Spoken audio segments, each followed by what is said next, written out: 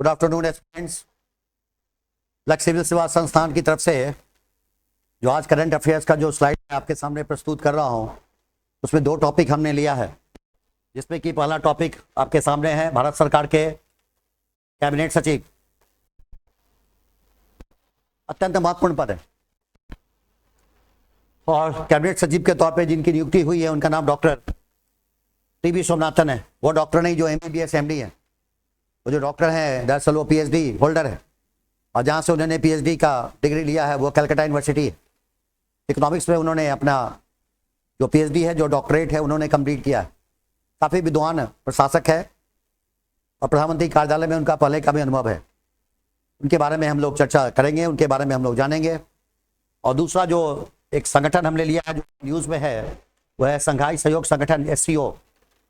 ये दो हमारा आज के करंट अफेयर्स का जो टॉपिक बेस्ड क्लास है वो हमने लिया है। तीसरा जो आपका कंटेंट्स है, जो अंतर्वस्तु है, उसमें अभ्यास प्रश्न है, क्योंकि जिन टॉपिक को आपको स्पष्ट किया जाएगा, बताया जाएगा, उस टॉपिक से संबंधित जो आपके महत्वपूर्ण प्रश्न हैं, जो परीक्षा के दृष्टिकोण से काफ़ी अहम है, जो संभावित प्रश्न है, उसमें आपको उत्तर लाना होगा कि क्या क्या इसका प्रोबेबल आंसर हो सकता है। तो आइए हम लोग स्लाइड के आधार पर जानने का प्रयास करें।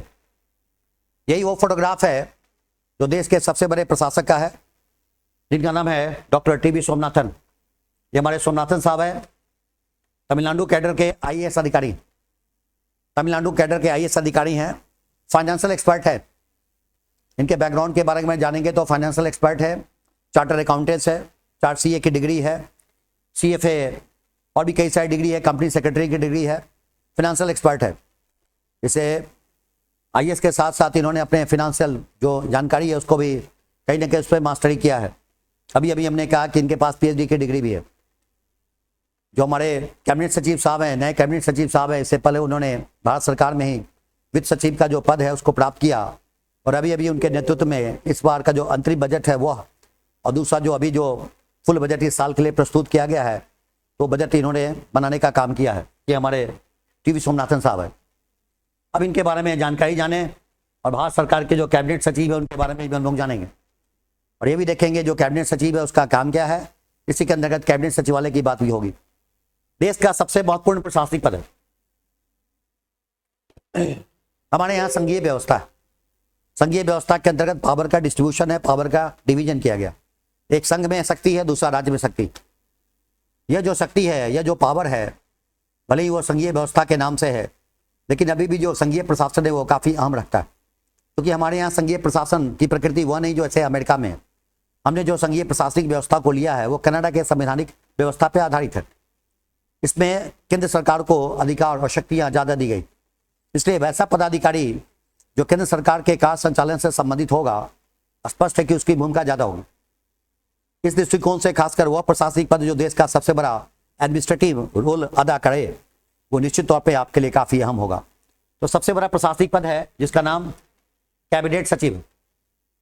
अब कैबिनेट सचिव जो है होता क्या है, तो हमारे यहाँ कई प्रकार के सचिवालय हैं। भारत सरकार के कई प्रकार के सचिवालय हैं।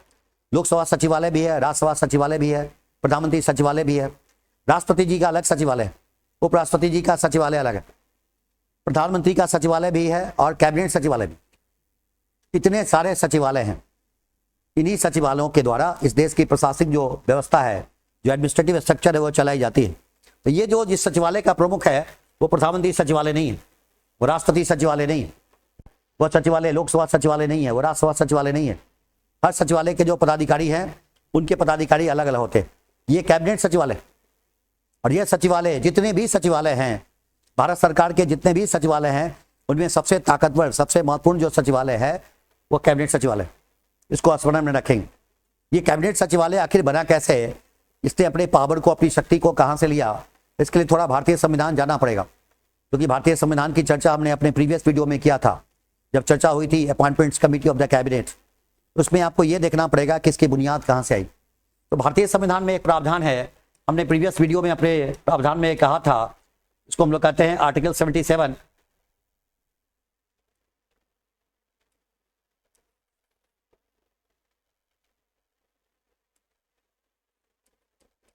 आर्टिकल 77 क्लॉज 3 ये भारतीय संविधान का प्रावधान है, अनुच्छेद 77 क्लॉज 3।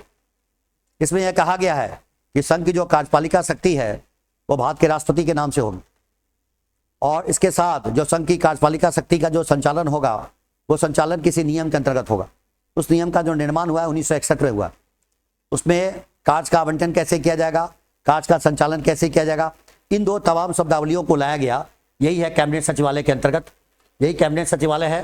कोई भी काम केंद्र सरकार अगर करेगी वो आर्टिकल 77 क्लॉज 3 के अंतर्गत, जिसको हम लोग नियम बनाने का अधिकार कहते हैं, और साथ में जो नियम बनाने का अधिकार मिला है भारत सरकार को 1961 के अंतर्गत। नियम कौन बनाएगा? हमारे राष्ट्रपति जी की कई सारी शक्तियां हैं, खासकर दो शक्तियां काफी ज्यादा इंपॉर्टेंट है। वैसे शक्तियां तो तीन भी है, हम लोग कहते हैं उनकी कार्यपालिका शक्ति है, उनके विधानमंडल की शक्ति है, उनकी न्यायिक शक्ति भी है। लेकिन यहाँ जिस शक्ति की हम लोग बात कर रहे हैं वो दरअसल नियम बनाने की शक्ति, वो कार्यपालिका शक्ति है। यह शक्ति जो उन्होंने लिया है, भारत के राष्ट्रपति जी ने जो लिया है वो आर्टिकल 77 क्लॉज 3 के माध्यम से, और यह जो नियम बनाने का अधिकार लिया गया 1961 में आया था। इसी 1961 के अंतर्गत देश का जो सबसे ताकतवर सचिवालय है उसका नाम है कैबिनेट सचिवालय, ये याद रखिएगा। अगला है इसका सबसे बड़ा प्रधान मुखिया कौन होता है, तो हमने अभी अभी कहा वो है कैबिनेट सचिव। अब है कि जो भारत सरकार के वर्तमान कैबिनेट सचिव है, जैसा कि बता दिया गया, डॉक्टर टी.वी. सोमनाथन। कहाँ के रहने वाले, कहाँ के अधिकारी हैं? तमिलनाडु कैडर के आईएएस अधिकारी हैं। इससे पहले वो क्या काम करते थे? इससे पहले वो भारत सरकार के वित्त सचिव हुआ करते थे। और वित्त सचिव का जो सबसे अहम काम है, सबसे महत्वपूर्ण काम है, वह है बजट बनाना। हर आगामी वित्तीय वर्ष के लिए बजट बनाने का काम कोई और नहीं बल्कि जो हमारे केंद्रीय वित्त सचिव है वही करते हैं। इसी प्रकार के एक अन्य पदाधिकारी होते हैं जिसका नाम हम लोग कहते हैं भारत सरकार के मुख्य आर्थिक सलाहकार, जो चीफ इकोनॉमिक एडवाइजर है, दरअसल वित्त मंत्रालय के प्रति समर्पित होता है। और जो चीफ इकोनॉमिक एडवाइजर है उसी के द्वारा बजट प्रस्तुत होने से पूर्व, एक दिन पूर्व एक डॉक्यूमेंट पेश किया जाता है जिसका नाम है, हम लोग कहते हैं इकोनॉमिक सर्वे। क्या नाम है उसका? Economic survey. ये इकोनॉमिक सर्वे पेश किया जाता है। ये आईएएस अधिकारी हैं, जैसा कि बता दिया गया। प्रीवियस वीडियो में हमने कहा कि हमारे यहाँ भारत सरकार के कई सारे अधिकारी हैं, आईएएस है, आईपीएस है, आईएफएस है। लेकिन अगर आपको उच्च पदों को प्राप्त करना है, सचिव स्तर के पद को प्राप्त करना है, विदेश मंत्रालय को छोड़ दिया जाए, तो उसके लिए आपको आईएएस का परीक्षा पास करना होगा। आईएएस का परीक्षा पास करने के लिए यूपीएससी प्रत्येक वर्ष 3 चरण की परीक्षा आयोजित करता है। आईएएस में जो सबसे ऊपर का पद है, सर्वोच्च पद है, वही पद है भारत सरकार का कैबिनेट सचिव। और कैबिनेट सचिवालय बता दिया गया कि जो कैबिनेट सचिवालय है वो भारत सरकार का सबसे महत्वपूर्ण सचिवालय है। आगे नियुक्ति कौन करता है, ये साधारण सी जो जानकारी है वो मैं आपको पहले भी दे चुका हूं, लेकिन मैं फिर बार बार दे दूं। ये नियुक्ति करने का काम यही एसएससी है जो करता है।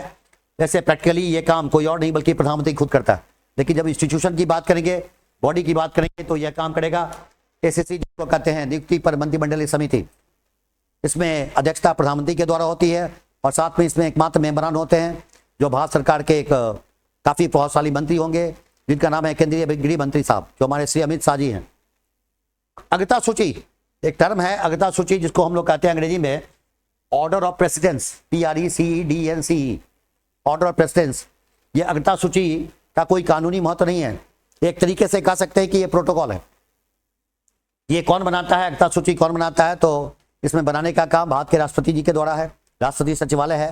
लेकिन इसको मेंटेन करने का काम वो केंद्रीय गृह मंत्रालय का। इसमें सबकी रैंकिंग दी गई है। मसलन भारत के राष्ट्रपति जी की रैंकिंग पहले स्थान पे है, उपराष्ट्रपति जी की रैंकिंग दूसरे स्थान पे है, जो देश के प्रधानमंत्री हैं उनकी रैंकिंग तीसरे स्थान पे है, जो राज्य के जो राज्यपाल है उनकी रैंकिंग चौथे स्थान पे है। इस तरह सबकी रैंकिंग दी गई। तो इनका जो रैंकिंग है वो रैंकिंग है इनका 11वां। यो याद रखेंगे क्योंकि ये पूछा हुआ है कई जगह, ये कई परीक्षाओं में पूछा हुआ है। वैसे प्रायः 11 तक जो रैंकिंग दी गई है वो स्मरण में रखेंगे, अच्छे प्रतियोगिता परीक्षा के लिए काफी अहम है। इसका कोई कानूनी मूल्य नहीं है, इसका भारतीय संविधान में कोई चर्चा नहीं है। एक तरीके से ये प्रोटोकॉल का काम करता है, क्योंकि राष्ट्रपति के तत्वाधान में जिस किसी सार्वजनिक समारोह का आयोजन होता है तो जो बड़े बड़े उच्च पदाधिकारी है या जो फॉरेन डिग्निटरी है उनके बैठने का क्रम क्या होगा, कौन की किसकी सीटिंग पोजीशन क्या होगी, ये तय करने का काम इसी रैंकिंग के अंतर्गत होगा। इसी रैंकिंग में अन्य भी पदाधिकारी आते हैं, जैसे मसलन भारत के महान्यायवादी जो भारत सरकार के प्रथम विधि अधिकारी होते हैं, first law officer of the country है। इसके अलावा जो यूनियन टेरिटोरी है उसके जो लेफ्टिनेंट गवर्नर है, LG हैं, उनको भी शामिल किया गया, क्योंकि हमने अभी अभी कहा है कि जो राज्य के राज्यपाल है उनका जो क्रम में स्थान है वो चौथा है। लेकिन जब LG की बात करेंगे, जो हमारे 8 यूनियन टेरिटोरी है उसमें जो एडमिनिस्ट्रेटिव हेड है, जब LG की बात करेंगे तो उनका स्थान हो गया 11। आगे है इनका वेतनमान। इनका वेतन 2,85,000 रुपया मासिक है, 2.5 लाख रुपया मासिक है। जितने सचिव हैं भारत सरकार के, जितने भी सचिव हैं, हर का वेतन है 2.25 लाख आज की तारीख में। लेकिन इनका जो वेतन होगा वो 2.5 लाख रुपया मासिक। एनुअल कैलकुलेशन करेंगे तो 30 लाख रुपया प्रत्येक वर्ष का इनका वेतन है। टैक्स की अदायगी करनी पड़ती है, ऐसा नहीं कि टैक्स फ्री होता। भारतीय प्रशासनिक सेवा के सीनियर मोस्ट ऑफिसर है, इनसे ऊपर कोई नहीं है। इस नाते इनकी जिम्मेवारियां काफी अहम है। इनके क्या कार्य है, इनकी क्या गतिविधियां होंगी, इनका ड्यूटी क्या होगा, इनकी ऑब्लिगेशंस क्या है, ये हमने आपको बताना है। सबसे अहम, सबसे महत्वपूर्ण है वो है सिविल सेवा बोर्ड का अध्यक्ष। ये सिविल सेवा बोर्ड का जो पदेन अध्यक्ष होता है, क्योंकि जैसे ही कोई भी व्यक्ति, कोई भी पदाधिकारी जो भारतीय सिविल सेवा का पदाधिकारी होगा, जो पूर्व में आईसीएस के नाम से जाना जाता था, स्वतंत्र भारत में इसका नाम आईएएस है। तो भारतीय सिविल सेवा बोर्ड ये काम बड़ा अहम करता है, क्योंकि ज्वाइंट सेक्रेटरी या उससे ऊपर के जो भी पदाधिकारी होंगे, इनका प्रमोशन कैसे होगा, इनका ट्रांसफर कहाँ होगा, इनका अपॉइंटमेंट का प्रोसेस क्या होगा, ये तय करने का काम इस देश में कोई और नहीं बल्कि कौन करता है? सिविल सेवा बोर्ड, सीएसपी। इसका जो सबसे बड़ा पदाधिकारी है, पदेन अध्यक्ष है, वो भारत सरकार के कार्मिक सचिव नहीं होंगे, वो गृह सचिव नहीं होंगे, वित्त सचिव नहीं होंगे, वो भारत सरकार के कैबिनेट सचिव होंगे। वो स्मरण में रखेंगे, ये पहली जानकारी है। दूसरा, जो कैबिनेट सचिवालय है, क्योंकि अभी में कहा कि सचिवालय तो बहुत सारे हैं, लेकिन सबसे महत्वपूर्ण सचिवालय जो है वो भारत सरकार का कैबिनेट सचिवालय, उसके ये प्रमुख है, इसलिए इनका नामकरण है कैबिनेट सचिव। ये दूसरा महत्वपूर्ण तथ्य है। तीसरा, ये भारत सरकार के जितने भी मंत्रालय हैं, चाहे छोटा मंत्रालय हो, चाहे बड़ा मंत्रालय हो, चाहे महत्वपूर्ण मंत्रालय हो, चाहे गैर महत्वपूर्ण हो, चाहे वो कपड़ा मंत्रालय हो, एमएसएमई मिनिस्ट्री हो, शिक्षा मंत्रालय हो, विदेश मंत्रालय हो, गृह मंत्रालय हो, कोई भी मंत्रालय है, उसके कार्यों में सामंजस्य बनाने का काम यही सचिवालय करता है, जिसका नाम है कैबिनेट सचिवालय। यह राष्ट्रपति सचिवालय नहीं करेगा, यह उपराष्ट्रपति सचिवालय नहीं करेगा, यह प्रधानमंत्री सचिवालय का काम नहीं है, यह काम भारत सरकार के कैबिनेट सचिवालय का काम है। इस मायने में और इस आधार पर यह सबसे महत्वपूर्ण है। अगला जो चौथा नंबर हमने दिया है, ये थोड़ा सा इमर्जिंग है, क्योंकि अभी तक जो हमने पढ़ा है वो ट्रेडिशनल रोल है। जो भारत सरकार के कैबिनेट सचिवालय की जो भूमिका है वो परंपरागत भूमिका है। अब जो नई भूमिका आ गई है वह है राष्ट्रीय आपदा प्रबंधन समिति, एनसीएमसी। जो नेशनल क्राइसिस मैनेजमेंट कमेटी है, उसका चेयरपर्सन कोई और नहीं बल्कि भारत सरकार के जो कैबिनेट सचिव है वही होते हैं। जो एनसीएमसी है, नेशनल क्राइसिस मैनेजमेंट कमेटी, एक है राष्ट्रीय आपदा प्रबंधन समिति, उसके चेयरपर्सन कोई और नहीं बल्कि भारत के प्रधानमंत्री है। लेकिन जब हम लोग बात करते हैं national crisis management committee, NCMC, तो उसके जो पदाधिकारी हैं, सबसे बड़े पदाधिकारी हैं वो है भारत सरकार के कैबिनेट सचिव। ये आपका एक नया ट्रेंड डेवलप हो गया है भारत सरकार के कैबिनेट सचिव के मामले में। उसके अलावा ये बहुत कम लोगों को जानकारी है, क्योंकि आप लोग विभिन्न प्रतियोगिता परीक्षाओं की तैयारी कर रहे हैं, आप लोग ये जानकारी निश्चित तौर पर रखेंगे। उसके अलावा भारत सरकार का जो कैबिनेट सचिव है वो इस जो बॉडी बनाई गई है, ये 2017 से बॉडी बनाई गई है, जिसका नाम है financial sector regulatory appointments search committee.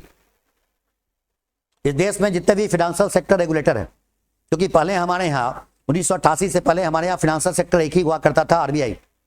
अब हमारे यहाँ बहुत सारे फाइनेंशियल सेक्टर, बहुत सारे फाइनेंशियल सेक्टर, मसलन फॉर एग्जाम्पल सेबी है जो पूंजी बाजार को रेगुलेट करता है, इंश्योरेंस सेक्टर को रेगुलेट करता है, उसका नाम IRDAI है। जो हमारा पेंशन फंड है उसको रेगुलेट करता है, PFRDA है। तो अब फाइनेंशियल सेक्टर में कई सारे रेगुलेटर्स, उन रेगुलेटर्स को अपॉइंटमेंट, उन रेगुलेटर्स के जो बड़े पदाधिकारी है, किसी के चेयरपर्सन है, किसी के मेंबरान है, जैसे आरबीआई के गवर्नर है, आरबीआई के डिप्टी गवर्नर है, इन सब का अपॉइंटमेंट का प्रोसेस क्या है? देखिए, अपॉइंटमेंट का जो प्रोसेस है इन पदाधिकारियों का भी, वह भी काम एसीसी ही करेगा, appointments committee of the cabinet ही करेगा। लेकिन आखिर उसको रिकमेंडेशन कौन करेगा, उसको एडवाइस करने का काम कौन करेगा? एडवाइस करने का काम जो अभी हमने कहा है कि जो सिविल सर्वेंट होंगे उनके लिए तो सीएसबी है, सिविल सेवा बोर्ड है। लेकिन जो फाइनेंशियल सेक्टर रेगुलेटर्स है, जो भी रेगुलेटरी बॉडी है, उसमें जो बड़े पदाधिकारी हैं, उच्च स्तर के जो पदाधिकारी हैं, उनको अपॉइंटमेंट करने का काम 2017 से रिकमेंड करने का काम कोई और नहीं बल्कि financial sector regulatory appointment search committee है। इस कमेटी के चेयरपर्सन कोई और नहीं बल्कि हमारे जो केंद्र सरकार के जो सबसे बड़े पदाधिकारी है, जो कैबिनेट सचिव है, वही होते हैं। 2017 से पहले ये जो वित्तीय क्षेत्र की जो विनियामक नियुक्ति सर्च समिति थी वो नहीं था, ये सबसे पहले 2017 में आया। जो ये पैटर्न कैसे कैसे आया, इसकी चर्चा मैं किसी अलग वीडियो में करूंगा, जिस वीडियो का नेचर पूरा का पूरा इकोनॉमिक्स, बिजनेस, फाइनेंस होगा, उस पर इस बात की मैं चर्चा करूंगा। लेकिन यह जो प्रक्रिया ली गई है, दरअसल इंडिया का ओन प्रोसेस नहीं है, अपना प्रोसेस नहीं है, ये बाहर से लिया गया। जो विकसित देश है वहां इस तरह की प्रक्रिया है, जहां फाइनेंशियल रेगुलेटर काफी मजबूत है, फाइनेंशियल सेक्टर को मजबूत करने के लिए जो उसका गवर्नेंस का इशू आता है, उसकी जो प्रशासनिक व्यवस्था है, उसको मजबूत करने के लिए कहीं ना कहीं इस व्यवस्था को हमने बोरो किया हुआ। तो ये जानकारी में रखिएगा कि जो फाइनेंशियल सेक्टर रेगुलेटर्स है, उसमें जो बड़े पदाधिकारी है, उसमें गवर्नर होंगे, उसमें चेयरपर्सन होंगे, उसमें डिप्टी गवर्नर होंगे, जो भी नामकरण जिस फाइनेंशियल सेक्टर के बारे में दिया गया है उसके लिए जो अपॉइंटमेंट किया जाता है, उसमें रिकमेंडेशन करने का काम यही करेगा वित्तीय क्षेत्र नियामक नियुक्ति सर्च समिति, यही काम करेगा। ये और बात है कि उस पर अंतिम निर्णय लेने का काम एसीसी का। ये सारे के सारे जितने भी काम दिए गए हैं, जो संक्षेप में आपको बताए गए हैं, सारे के सारे काम बेहद अहम है, बेहद महत्वपूर्ण है। अब हम लोग आगे देखेंगे अन्य बातें किसके कंट्रोल में काम करता है। तो बता दिया गया, चूंकि इनकी नियुक्ति खुद प्रधानमंत्री करते हैं तो स्पष्ट है कि यह प्रधानमंत्री के नियंत्रण में ही काम करेगा। अब है कि थोड़ा हिस्टोरिकल बैकग्राउंड के बारे में बात करते हैं कि आखिर इसका हिस्ट्री कब से शुरू होता है। इतिहास तो बहुत पुराना है, यह ब्रिटिश भारत की बात है। उस समय आईसीएस अधिकारी को इस तरह के पद दिए जाते थे जो वायसराय के नियंत्रण में होते थे, जो वायसराय के नियंत्रण में होते थे। अब ये प्रधानमंत्री जी के नियंत्रण में है। स्वतंत्र भारत में जो पद लाया गया उसमें सबसे पहले कैबिनेट सचिव एनआर पिल्लई साहब है, वो जानकारी में रखिएगा। दुर्भाग्य की बात यह है कि अब तक का मतलब है आज 1 सितंबर 2024 तक, अब तक इस देश के, जबकि कहा जा रहा है कि इंडिया एट 2047 2047 तक भारत एक विकसित देश होगा, हम लोग कई प्रकार की योजनाओं का अनुपालन कर रहे हैं, लेकिन अभी भी जो इस देश की व्यवस्था है, इस देश की सामाजिक व्यवस्था है, प्रशासनिक व्यवस्था है, ऐसा नहीं है कि आईएएस अधिकारी में यहाँ के महिलाओं का चयन नहीं होता है। यहाँ जो छात्रा हैं हर साल यूपीएससी के थ्रू ढेर सारे जो हमारे जो क्लास 1 स्पेशल क्लास 1 की जो नौकरी है उनको निश्चित तौर पर उनमें सफलता प्राप्त होती है। कई सारी महिला आईएएस अधिकारी हैं, लेकिन अब तक दुर्भाग्यवश ऐसा नहीं है कि भारत सरकार के सबसे बड़े पदाधिकारी के तौर पर किसी महिला को अपॉइंट किया गया। ये बहुत बड़ी चुनौती भी है। आप प्रधानमंत्री बन चुके हैं, आप प्रेसिडेंट ऑफ इंडिया बन चुकी हैं, लेकिन अभी भी बहुत ऐसे पदाधिकारी हैं, किसी राज्य में राज्यपाल के तौर पे आपकी नियुक्ति हुई है, आपने मुख्यमंत्री का पदभार ग्रहण किया है, आप चीफ सेक्रेटरी बन चुकी है, आप डीजीपी बन चुकी है, लेकिन अभी भी बहुत ऐसा पद है जिस पर इस देश में महिलाओं को मौका नहीं मिला है। मसलन सीबीआई का डायरेक्टर, मसलन आईबी की चीफ, इंटेलिजेंस ब्यूरो की चीफ, मसलन रॉ की हेड जो विदेशी मामलों में हमारी गुप्तचर संगठन है, मसलन हमने अभी दिया है भारत सरकार का कैबिनेट सचिव। बहुत अच्छे अच्छे पद है, बड़े पद है, महत्वपूर्ण पद हैं, उसमें आपको अपॉइंट नहीं किया गया। ये दुर्भाग्यपूर्ण स्थिति है, अब तक नहीं किया गया। अब तक का मतलब है 1 सितंबर 2024 तक। ये चैलेंजेस है इस देश में, खासकर जब से कलकत्ता का मामला राष्ट्रीय मुद्दा बना हुआ है तब से ये और भी ये बहुत बड़ी चुनौती है जिसको स्वीकार किया जाना चाहिए।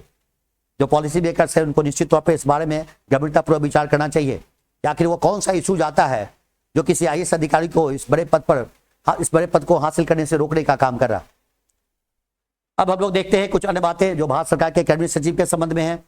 एक बार हमारे टी स्वामीनाथन साहब थे, ये भारत सरकार के कैबिनेट सचिव थे और कैबिनेट सचिव से सेवानिवृत्त होने के बाद इनको बनाया गया, जिसको हम लोग कह सकते हैं कि भारत के मुख्य चुनाव आयुक्त, चीफ इलेक्शन कमिश्नर, और ये एक संवैधानिक पद है। इसका मतलब यह है कि भारत सरकार के सर्वोच्च पद पर आसीन होने के बाद आप किसी संवैधानिक पद पर आसीन हो सकते हैं। मसलन चीफ इलेक्शन कमिश्नर बन सकते हैं, मसलन किसी राज्य में राज्यपाल बन सकते हैं। अगर एडमिनिस्ट्रेटिव रोल की बात की जाए तो आप दूसरे देश में, जैसे अमेरिका में भारत के राजदूत बन सकते हैं, ब्रिटेन में भारत के उच्चायुक्त बन सकते हैं। तो पोस्ट रिटायरमेंट भी आपकी जो भूमिका होती है वो काफी अहम होती है, जिसपे 2 प्रकार की भूमिका आपको दी जा सकती है। एक भूमिका प्रशासनिक हो सकती है और दूसरी भूमिका आपकी संवैधानिक हो सकती है। तो ये जानकारी में रखेंगे। आगे हम लोग देखें कैबिनेट सचिव के रूप में कुछ सामान्य, जिसको हम लोग कह सकते हैं कि इसका जो ट्रीटमेंट होगा, इसका जो तेवर होगा, इसको हम लोग को किस रूप में समझना है, तो जीके के दृष्टिकोण से महत्वपूर्ण है। सबसे लंबा कार्यकाल जिस कैबिनेट सचिव का है उनका नाम श्री राजीव गाबा जी है, जो अब हो गए आउटगोइंग। और जहां तक मुझे ऐसा लगता है कि चूंकि इनका कार्यकाल सबसे लंबा था, कई बार इनको एक्सटेंड किया गया, तो हो सकता है कि इनके अनुभवों का फायदा भारत सरकार के द्वारा उठाया जाए, क्योंकि इंडिया एट 2047 है। निश्चित तौर पे इनके पास जो स्किल है, इनका जो अपना एक्सपीरियंस है, उस एक्सपीरियंस का फायदा कहीं ना कहीं गवर्नेंस में उठाया जाएगा। या तो किसी राज्य में राज्यपाल के तौर पे इनको नियुक्त किया जाएगा, नहीं तो इनको कोई भी जिम्मेवारी मिल सकती। ये भी मैं आपको जानकारी दे दूं। सबसे लंबा कार्यकाल श्री राजीव गाबा जी का रहा। सबसे छोटा कार्यकाल अगर पूछेंगे तो महत्वपूर्ण नहीं है, लेकिन आप अपने स्तर से उसको सर्च करेंगे, हो सकता है किसी आने वाले वीडियो में मैं शामिल कर दूं। वैसे जिनका सबसे छोटा कार्यकाल था उनका संबंध बिहार से ही था, ये मैं आपको क्लू बता सकता हूं। आगे एम के वेलोदी साहब हैं, जो भारत सरकार के कैबिनेट सचिव थे, लेकिन कैबिनेट सचिव के तौर पे जो इनकी नियुक्ति थी 1957 से 1958, 1957 से 58 तक इनकी नियुक्ति थी। इससे पहले 26 जनवरी 1950 से लेकर के 6 मार्च 1952 तक, ये एक यूनिक फैक्ट है, ये थोड़ा सा ये तथ्य आपको दिया गया है, थोड़ा अलग प्रस्तुतिकरण है। ये हैदराबाद राज्य जिसका विलय सरदार पटेल के प्रयासों से हुआ, गंभीर प्रयासों से हुआ, जिसको हम लोग कहते हैं ऑपरेशन पोलो, ये हैदराबाद राज्य के पहले मुख्यमंत्री थे। और पहले मुख्यमंत्री का मतलब ये नहीं कि उनका इलेक्शन हुआ था, न उनका इलेक्शन हुआ था, न उनका सिलेक्शन हुआ था, उनका अपॉइंटमेंट भारत सरकार ने किया था। उस समय हैदराबाद का संचालन जो केंद्र सरकार के द्वारा जो अपॉइंटमेंट ऑफिशियल है वो, और साथ में राज्य के अधिकारियों के द्वारा किया गया। अभी वो हैदराबाद है जो 2 पार्ट में डिवाइडेड है, जिसको दक्षिण पूर्वी राज्य कहते हैं। एक पोर्शन जिसका नाम आंध्र प्रदेश है, दूसरा पोर्शन जिसका नाम तेलंगाना। ये सामान्य सी जानकारी है, जीके के दृष्टिकोण से जरूरी है। उन अभ्यर्थियों के लिए जिनका सामान्य ज्ञान बेहद कमजोर है, वो अपने सामान्य ज्ञान को यहाँ से ठीक कर सकते हैं। इसलिए 3 प्रकार के तथ्य दिए गए हैं। एक तथ्य जो साधारण तथ्य है, जो सिंपल फैक्ट्स है, जो ऑर्डिनरी फैक्ट्स है, जो छोटे मोटे परीक्षाओं के लिए महत्वपूर्ण है। जो दूसरा फैक्ट है वो थोड़ा मॉडरेट है, मिडिल लेवल है। और तीसरा फैक्ट जो हमने दिया थोड़ा एडवांस फैक्ट्स दिया, क्योंकि कैबिनेट सचिवालय की नियुक्ति, इसका गठन कैसे हुआ, हमारे कैबिनेट सचिव की नियुक्ति कैसे की जाती है, ये उच्च स्तर के परीक्षाओं में आयोग जो संवैधानिक निकाय है उसके द्वारा जो कैरियर सिलेक्शन का मौका आप लोग को दिया जाता है, उसके लिए ये जानना आवश्यक है। आगे हम लोग चलते हैं। यह जो स्लाइड लिया है वो थोड़ा सा अलग है, चूंकि अभी चर्चा में है। ये पाकिस्तान के पड़ोसी देश पाकिस्तान के हमारे प्रधानमंत्री हैं शहबाज शरीफ साहब। कहीं ना कहीं इनका कोई ना कोई ऐसा मसला, ऐसा कोई न्यूज होगा जिससे वो रिलेटेड होंगे। आखिर देखते हैं इनका क्या रिलेशन है, किस काम से चर्चा में आए हैं। तो चर्चा में आए हैं SCO, जो हमने स्लाइड के टाइटल में दिया है, शंघाई सहयोग संगठन। जो शंघाई सहयोग संगठन में न्यूज में क्यों है, क्योंकि इस वर्ष 15-16 अक्टूबर 2024 को इसकी बैठक होने वाली है। बैठक का नाम है शासनाध्यक्ष परिषद। जो हेड ऑफ द गवर्नमेंट है, जो शासनाध्यक्ष परिषद है, यही क्लू है। जो शासनाध्यक्ष परिषद है इसकी बैठक होने वाली है। इससे पहले भी शंघाई सहयोग संगठन की बैठक इस साल हो चुकी है, जिसका नाम है कजाकिस्तान अस्ताना। अब आपको यह देखना है कि आखिर दोनों परिषद में, दोनों जो बैठक हुई है उस दोनों बैठक में क्या अंतर है, क्योंकि प्रायः कोई भी अंतर्राष्ट्रीय या क्षेत्रीय कोई भी संगठन की बैठक एक ही साल में 2 बार नहीं होती। या तो बैठक उसकी वार्षिक होगी, नहीं तो समय समय पे होगी, जिसको कि तय किया जाएगा। एक वर्ष में 2 बार बैठक नहीं होती है। इसका मतलब कहीं ना कहीं दोनों बैठक में कोई ना कोई बुनियादी अंतर है। नेक्स्ट है आयोजक देश कौन है, आखिर होस्ट कंट्री कौन है, कौन इसका आयोजन कर रहा है। तो जो मेंबर कंट्री होंगे वो इसका आयोजन करेंगे। तो जो आयोजक देश है उसका नाम है पाकिस्तान, और जिस स्थान पे उसका आयोजन किया जाएगा वो कराची नहीं होगा, वो कोई और स्थान नहीं होगा, बल्कि उसकी राजधानी इस्लामाबाद जो कैपिटल सिटी है। ये भी बड़ा अहम है। इसमें चर्चा में क्यों है, क्योंकि भारत के प्रधानमंत्री को पाकिस्तान ने इस बैठक में शामिल होने के लिए न्योता दिया, आमंत्रित किया है, जिसका कंफर्मेशन होने की स्थिति है। कुल सदस्य संख्या कितनी है, कुल सदस्य संख्या इसमें 9 है। ये 9 कैसे कैसे डेवलप हुआ, ये जानकारी हमने आपको इस स्लाइड में आपको बताना है।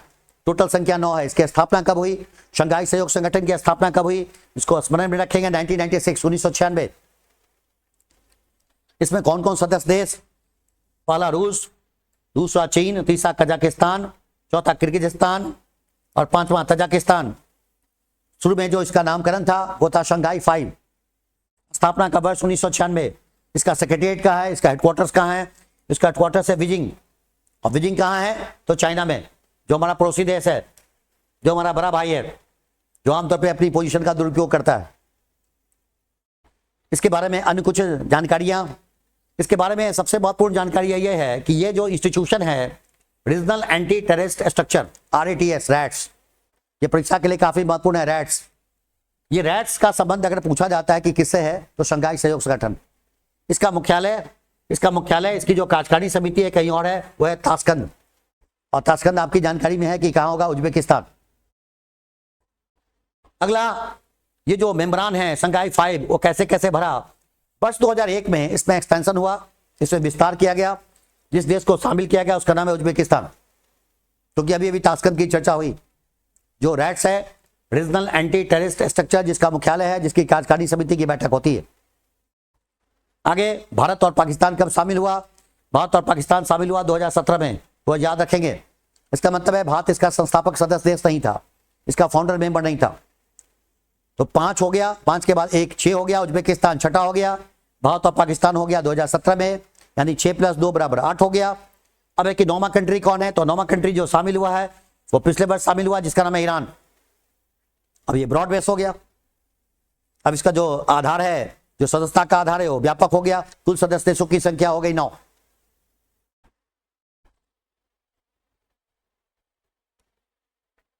ऑब्जेक्टिव क्या, इसकी स्थापना क्यों की गई? अगर हम लोग कहेंगे कि इस संगठन की प्रकृति क्या है, तो यह संगठन है रीजनल, क्षेत्रीय। ये किसी खास क्षेत्र को फोकस करता है। एक्सपेंशन हुआ ईरान के शामिल होने के बाद। स्थापना का उद्देश्य क्या है? पहली स्थापना का उद्देश्य है, फर्स्ट ऑब्जेक्टिव है रीजनल स्टेबिलिटी, क्योंकि अभी हमने कहा है रीजनल ऑर्गेनाइजेशन है। तो दक्षिण एशिया, साउथ एशिया, जो दक्षिण एशिया का क्षेत्र है, जो हमारा कहने के लिए रूस पूर्वी यूरोप का पार्ट है, लेकिन जो सेंट्रल एशिया है, मध्य एशिया है, जो दक्षिण एशिया है, कहने के लिए हम लोग जब चाइना की बात करते हैं तो साउथ एशिया से थोड़ा अलग है, उसको हम लोग कहते हैं ये पूर्वी एशिया का पार्ट आता है, लेकिन फिर भी एशिया ही है। तो इस एशिया का यह जो पोर्शन है, इस पोर्शन में कैसे स्टेबिलिटी आएगी, उसको सुनिश्चित करने का काम करेगा शंघाई सहयोग संगठन। ये पहला इसका ऑब्जेक्टिव है, पहला उद्देश्य है। दूसरा है सुरक्षा को मजबूत करना, क्योंकि अभी ने कहा कि यह जो एरिया है, यह जो भौगोलिक क्षेत्र है, उसको इसकी सबसे बड़ी समस्या है देशों के बीच आमतौर पर संघर्ष की स्थिति, और यह संघर्ष कई बार हिंसात्मक हो जाता है।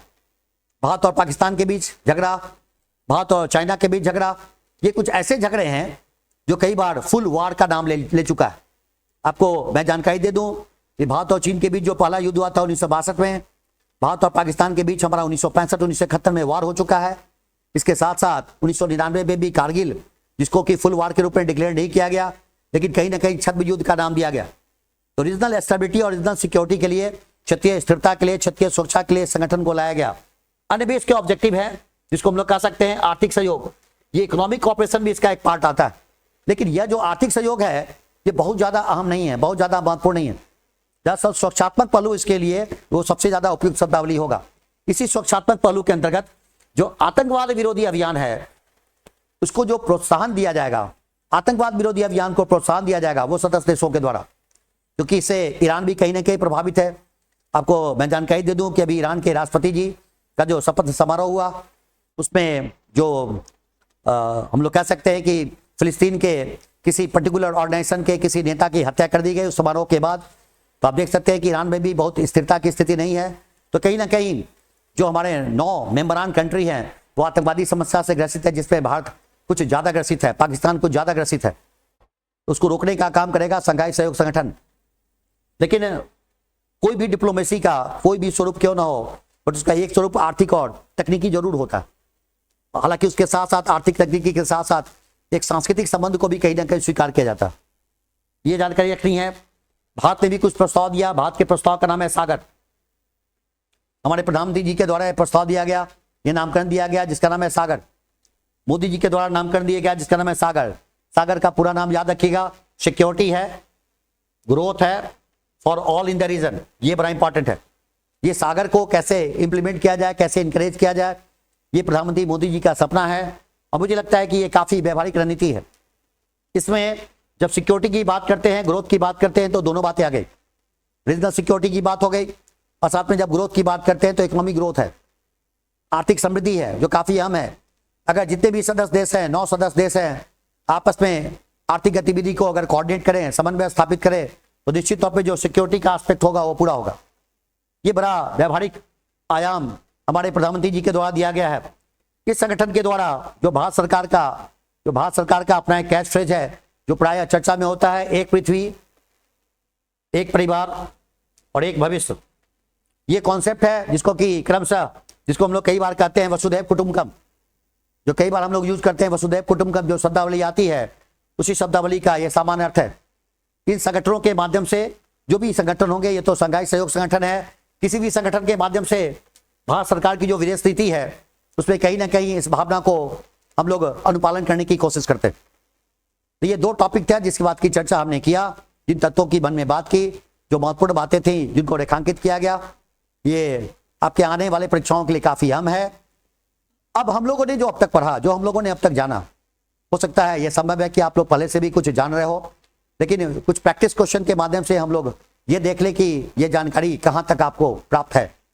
आइए, पहला जो अभ्यास प्रश्न में हमने लिया है कि बहुत बेसिक क्वेश्चन है, भारत सरकार के नए कैबिनेट सचिव निम्नलिखित में से कौन नियुक्त किए गए हैं, क्योंकि पर्सन ही न्यूज है, करंट अफेयर्स के दृष्टिकोण से काफी महत्वपूर्ण है।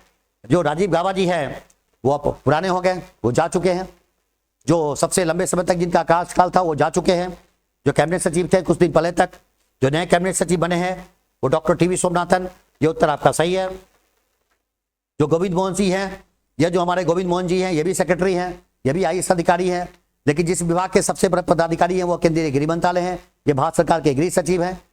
और ये जो विक्रम मिश्री साहब हैं, उनका मिनिस्ट्री भी काफी अहम है, वो हमारा विदेश मंत्रालय है, ये हमारे विदेश सचिव हैं, ये कैरियर ब्यूरोक्रेट हैं, ये आईएफएस ऑफिसर है।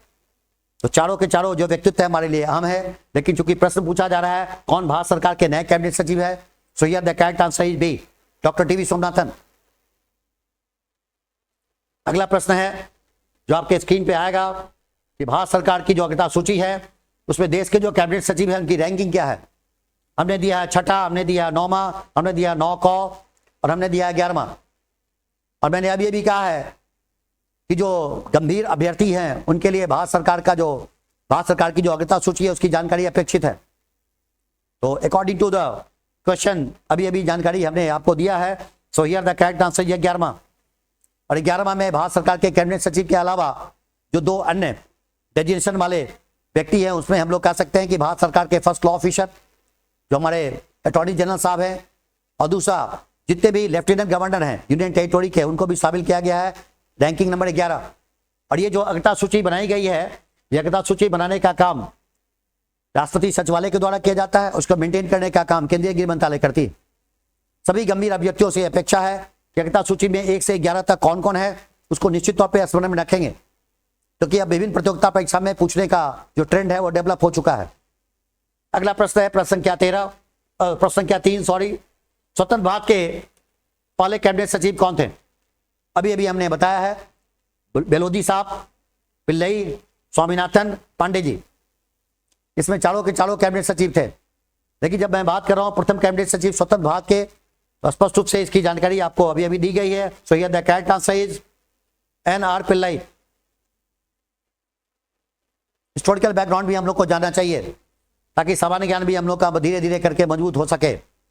अगला प्रश्न है प्रश्न संख्या 4, अब तक कुल कितने महिला अधिकारी को भारत सरकार के कैबिनेट सचिव जो देश का सबसे बड़ा प्रशासनिक पद है नियुक्त किया गया है।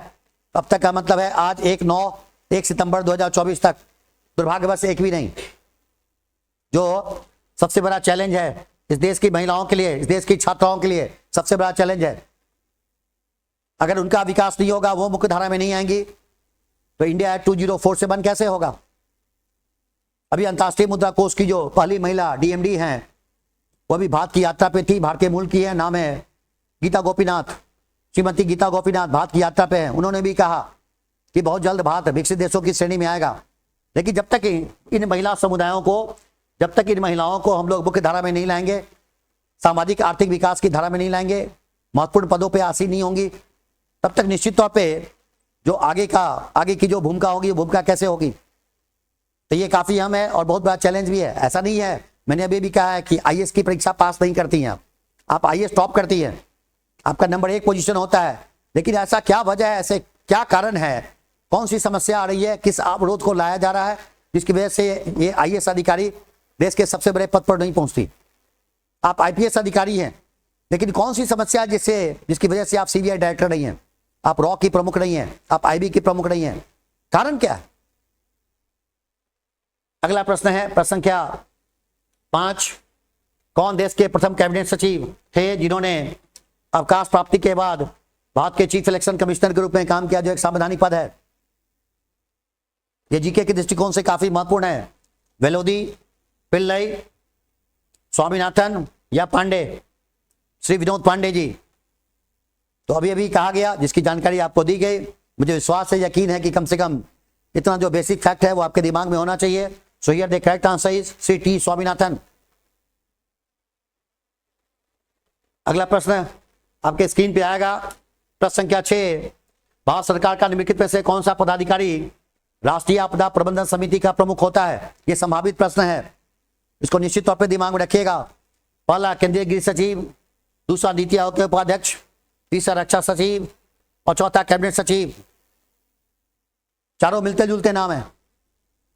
इस प्रकार के प्रश्न में आमतौर पे जो कॉम्पिटिटिव एस्पिरेंट्स है वो कहीं ना कहीं भ्रम की स्थिति में होते हैं। इसके लिए तथ्यात्मक जानकारी से सुसज्जित होना पड़ेगा। सो here the correct answer is option number D, cabinet सचिव, जो वर्तमान में डॉक्टर टीवी सोमनाथन है। नेक्स्ट प्रश्न, अगला प्रश्न संख्या 7। क्योंकि अभी हमने कहा कि कैबिनेट सचिव की भूमिका, दो भूमिका, एक परंपरागत, दूसरा जो बढ़ रही है। तो बढ़ने वाली बात में पहला प्रश्न हमने दे दिया, दूसरा प्रश्न आपके सामने है। वित्तीय क्षेत्रक नियामक नियुक्ति सर्च या खोज, शुद्ध हिंदी में कहेंगे तो खोज समिति, financial sector regulatory appointment search committee की अध्यक्षता निम्नलिखित में से किस पदाधिकारी के द्वारा की जाती है? 4 विकल्प हमने दिया। भारतीय रिजर्व बैंक के गवर्नर, भारत सरकार के मुख्य आर्थिक सलाहकार, भारत सरकार के वित्त सचिव या कैबिनेट सचिव। कहीं ना कहीं ये चारों में से 3 मिलते जुलते हैं। तुक्का कैसे लगाएं? हालांकि इसका वीडियो में किसी अलग जो हमारा टॉपिक होगा उसमें मैं दूंगा। तुक्का का मतलब होता है गेस। 2 प्रकार का गेस है। एक गेस है जिसको इंटेलिजेंट गेस कहेंगे, दूसरा गेस होता है वाइल्ड गेस। तो तुक्का कैसे लगाएं, यह वीडियो भी मेरे द्वारा प्रस्तावित है और मैं पूरी कोशिश करूंगा कि यह वीडियो शीघ्र ही आप तक प्रस्तुत किया जाए। तो चारों में 3 ऑप्शन आपका मिलता जुलता है। तुक्का कैसे लगाएं, इसी तीनों में से एक तुक्का लगा लेंगे आप, लेकिन दरअसल इसका आंसर ये नहीं होगा। इस प्रकार के प्रश्नों के हल करने के लिए आपके पास एग्जैक्ट डेटा होना चाहिए, एग्जैक्ट फैक्ट होना चाहिए। यहां पर तुक्का कैसे लगाएं, यह चीज आपके लिए एडमिसेबल नहीं होगा, प्रैक्टिकल नहीं होगा, फिजिबल नहीं होगा, उत्तर गलत हो जाएगा। और आजकल प्रत्येक प्रतियोगिता परीक्षा में कहीं ना कहीं नकारात्मक अंकों का प्रावधान है। इसको वाइल्ड गेस कहेंगे, यह इंटेलिजेंट गेस नहीं है। So here the correct answer is Bharat सरकार के कैबिनेट सचिव। यह प्रश्न संख्या 7 है। अगला प्रश्न जो आपके स्क्रीन पे है, प्रश्न का जो तेवर है थोड़ा सा अलग है। इसको स्तर के हिसाब से कह सकते हैं कि मॉडरेट है, एवरेज है, थोड़ा हाई है, बट नॉट बेसिक। निम्नलिखित तत्वों पर विचार करें। कैबिनेट सचिवालय का प्रमुख, सिविल सेवा बोर्ड का अध्यक्ष, प्रधानमंत्री सचिवालय का अध्यक्ष और भारतीय विदेश सेवा के अधिकारियों के पदोन्नति आदि के लिए जो बोर्ड का गठन किया जाता है उसके अध्यक्ष। ये 4 हमने दिया है आपको, जिसको आपको विचार करना है, जिस पर आपको देखना है कौन भारत सरकार के कैबिनेट सचिव से संबंधित। जो प्रश्न का स्तर है वो एवरेज है, जो प्रश्न का स्तर है थोड़ा सा उच्च कोटि का दे दिया।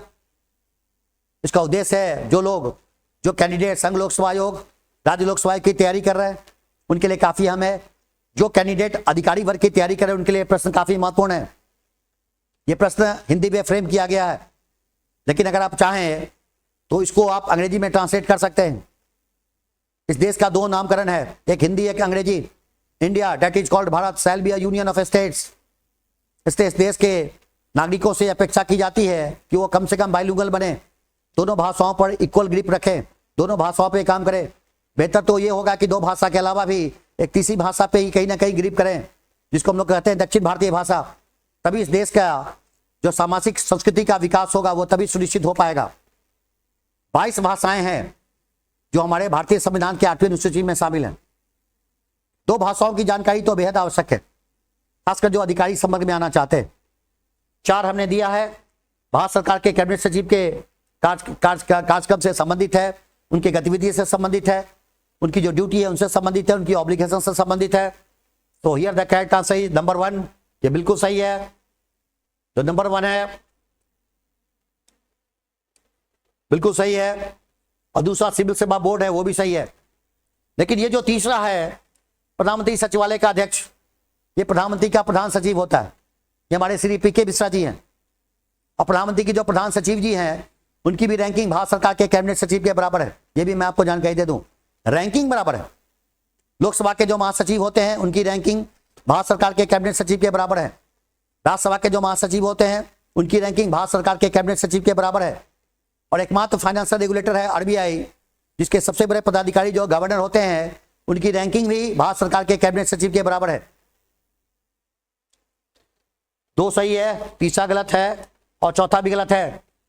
प्रधानमंत्री सचिवालय का अध्यक्ष बता दिया गया, प्रधानमंत्री के प्रधान सचिव, और जो इंडियन फॉरेन सर्विस के जो अधिकारी होंगे उसमें जो ज्वाइंट सेक्रेटरी एंड अबव के हैं, उसकी नियुक्ति के लिए, उसकी पदोन्नति के लिए, उसकी पोस्टिंग के लिए यह अनुशंसा सिविल सेवा बोर्ड नहीं करेगा। यह अनुशंसा भारत सरकार का कैबिनेट सचिव नहीं करेगा। वो अनुशंसा करेगा उस विभाग के जो सबसे बड़े मुखिया हैं, उसको हम लोग कहते हैं विदेश सचिव। सो here the correct answer is 1 and 2, यानी सही ऑप्शन आपका ए होगा, केवल 1 और 2।